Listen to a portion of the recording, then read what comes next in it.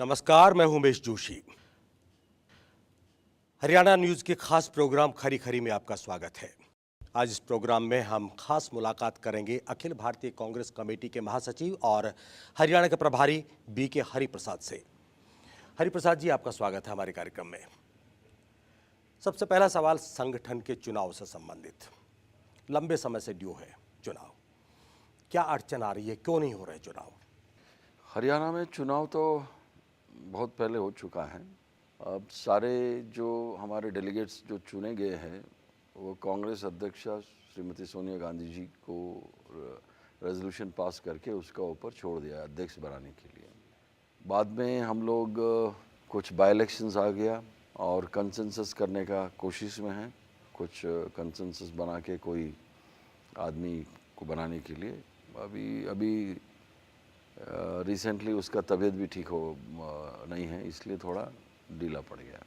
Democracy हमारे देश में काफ़ी मैच्योर है और कांग्रेस पार्टी सबसे पुरानी पार्टी है और डेमोक्रेटिक सिस्टम को एडवोकेट करती है हमेशा। तो संगठन के चुनाव आप डेमोक्रेटिक तरीके से क्यों नहीं करवाते हैं?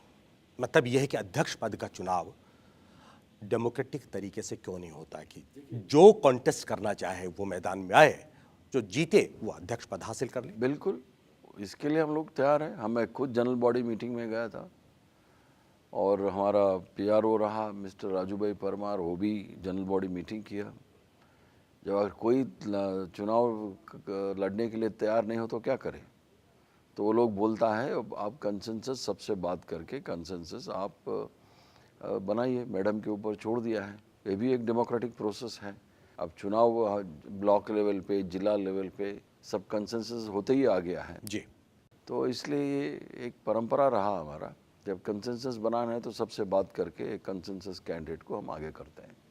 कंसेंसस की जब बात आती है तो ऐसा लगता है कि जैसे लोग चुनाव लड़ने से डरते हैं, शायद उनको इशारा होता है कि आप कंसेंसस के कैंडिडेट होंगे तो ज़्यादा पावरफुल होंगे, चुनाव लड़के आएंगे तो पार्टी के अंदर आपकी टांग खिंचाई ज़्यादा होगी। जैसे आपने कहा बहुत पुराना पार्टी है, इसमें काफ़ी हमारे वर्कर है, नेता है, सब कुछ सब है, उसमें हम लोग कंसेस करना ज़रूरी है। अभी चुनाव करते ही क्या होता है, ग्रुप में बढ़ जाता है, इसलिए वो करना नहीं चाहते हम लोग। जब खुद वो लोग बोलते हैं तो आप कंसेंसस कराइए, तो जो है आप जो कहते हैं, जो आदमी को ताकत है वो आगे चुनाव लड़ सकता है, वैसा आदमी भी आके हमको बोलते हैं तो मैडम के ऊपर छोड़ दीजिए, जो मैडम तय करते हैं वही सब मानेंगे। वो तो ठीक है, वो प्रक्रिया तो हम लोग गुजर के आए हैं। यूथ कांग्रेस में आपने एक फॉर्मूला अपनाया है कि चुनाव लड़ा जाएगा, जिसको ज़्यादा वोट मिलेंगे वो अध्यक्ष पद हासिल कर लेगा, जो हारने वाला होगा उसको सेकंड कमान दी जाएगी। तो क्या आप मानते हैं कि उससे गुटबाजी होगी? ये तो प्रोसेस शुरू है। गुटबाजी यूथ कांग्रेस और एनएसयू लेवल पे होता नहीं है। वो अपना बल पे, अपना इस पे काम से वो काम करते हैं, क्योंकि वो मेंबरशिप बनाता है, मेंबरशिप बनाने के बाद चुनाव होता है, ये सब कुछ सिस्टमेटिकली करते हैं।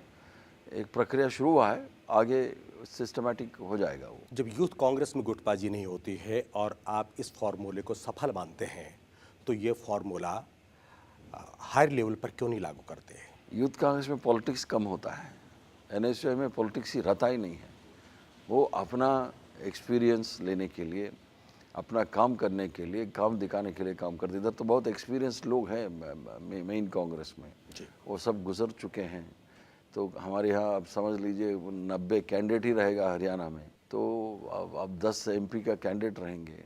वो ऐसा सब बहुत बड़ा फैक्टर होता है जब मेन कांग्रेस में आता है। तो यूथ कांग्रेस में और एनएसयू में क्या है, हम लोग ये फीडर चैनल है मेन कांग्रेस के लिए, नया कैडर को हम लोग रिक्रूट करते हैं।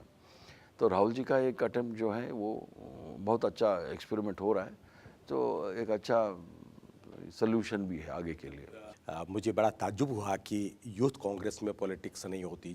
पॉलिटिक्स की ट्रेनिंग लेते हैं और पॉलिटिक्स नहीं करते वो। बिल्कुल, पॉलिटिक्स का ट्रेनिंग लेते हैं और पॉलिटिक्स नहीं करते हैं। ये विरोधाभास देखने को मिला। कब तक चुनाव की संभावना है, मतलब कब तक अध्यक्ष पद आप हरियाणा को दे देंगे? नए अध्यक्ष जल्द से जल्द हम करेंगे। अभी तो सबसे बात हो रहा है, कभी भी हो सकता है। नाम पूछना नहीं चाहूँगा, लेकिन अंदाजन कितने लोग रेस में हैं? 6-7 लोग हैं रेस पे। तो उसमें क्या क्राइटेरिया रखेंगे आप? अध्यक्ष बनाने के लिए क्राइटेरिया वो सबको साथ लेके चले, मुख्यमंत्री के लोगों को भी और मुख्यमंत्री के जो तरफ नहीं है उन लोगों को भी, सबको साथ लेके चलना पड़ेगा। हर प्रदेश में यही सोचकर अध्यक्ष बनाया जाता है। उसके बाद होता यह है कि कभी कभी मुख्यमंत्री से उसकी निपटती, कभी अपने कोलीग से निपटती, और गुटबाजी हर प्रदेश में देखने को मिलती है। देखिए, जबकि यही सोचकर बनाया जाता है ये सबको साथ लेकर चलेगा, लेकिन नहीं चल पाता है। मेजॉरिटी स्टेट में ऐसा कोई प्रॉब्लम नहीं होता है। 1% 2% कहीं ना कहीं हो जाता है, उसको हम लोग ठीक कर लेते हैं। लेकिन मेजॉरिटी हरियाणा में होता है। हरियाणा में थोड़ा हुआ है, उसको हम लोग ठीक करने का प्रयास कर रहे हैं, ठीक हो जाएगा। ठीक करने का क्या प्रयास कर रहे हैं आप? सबसे बातचीत के जरिए ही करना है। डेमोक्रेसी में डिस्कशन करना है, नेगोशिएट करना है, बातचीत के जरिए ही। थोड़ा मन मुटाव रहता है, मनभेद नहीं है, मतभेद तो है। वो मतभेद को थोड़ा समस्या को हल करके फिर साथ लाके फिर करना पड़ता है। क्या आप मानते हैं कि लंबे समय से हाल आलाकमान मतभेद दूर करने का प्रयास कर रहा है, मनभेद नहीं है, फिर भी वो मतभेद दूर नहीं हो पा रहे हैं? उसकी वजह क्या मानते हैं आप? लोगों का अड़ियल रुख? नहीं, कुछ हार्ड स्टैंड ले लेते हैं कुछ लोग, उसको थोड़ा न्यूट्रलाइज करने में थोड़ा टाइम लगेगा। आफ्टर ऑल हम लोग तो ह्यूमन बीइंग से ही हम लोग डील करना पड़ता है ना, थोड़ा टाइम लगेगा कन्विंस करने के लिए, हो जाएगा। कौन से ऐसे नेता हैं जो हार्ड स्टैंड लेते हैं और आलाकमान की नहीं सुनते? ऐसा कोई नेता नहीं है देश में और प्रदेश में हाईकमांड का बात सुनने वाला, ऐसा कोई नहीं है जी। फिर भी जब मतभेद होता है तो उसको, उस इश्यूज़ को, समस्या को हल करना हमारा काम है, वो करेंगे। चलिए, संगठन चुनाव आप जल्दी करवाना चाहते हैं। जल्दी का मतलब महीना भी हो सकता है, 2 महीने भी हो सकते हैं, 6 महीने भी हो सकते हैं, और लंबे समय से ड्यू हैं। हरियाणा के लोग प्रतीक्षा कर रहे हैं कि संगठन को नया अध्यक्ष जल्दी से जल्दी मिले। अब बात करते हैं विकास की। क्या आप मानते हैं कि हरियाणा का समान विकास नहीं हुआ?